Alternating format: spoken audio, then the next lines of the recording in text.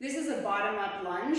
Makes a lot of sense for moms because we come up from the ground all the time, holding a baby, holding toddler items, or just getting up off the ground after cleaning stuff up. So I like to practice kind of coming up from the ground. I'm gonna place my foot on this low bench.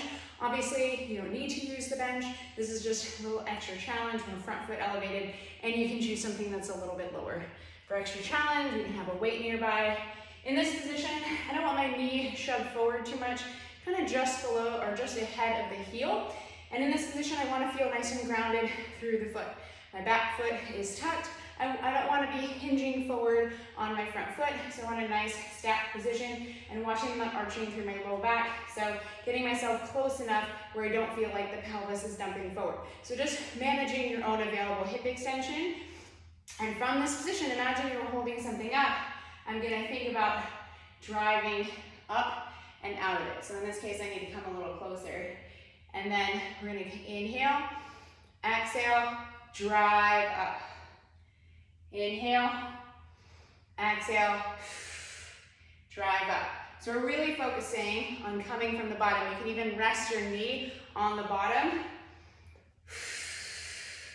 And I'm coming up to my starting position, keeping that stack, back knee stays bent, lowering down. I know it looks like my back leg is doing all the work, but really make sure that the front leg is the main working leg in this setup.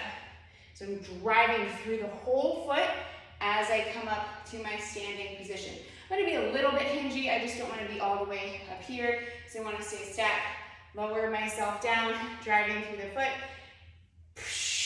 to bring myself up to the starting position.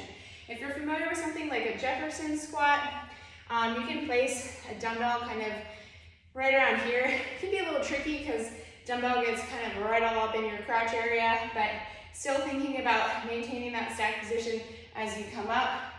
And you're limited in your range just based on kind of the dumbbell. So that's kind of one way you can make it a little bit harder. I'll show you on the other side because my leg is getting tired. But you can also offset it.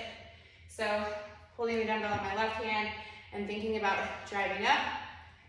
Woo, get nice and stable and drive down. So you can't see it, but I'm holding the dumbbell in my left hand. And this is really mimicking a lot of what we do in mom life, which is standing up off the ground holding something.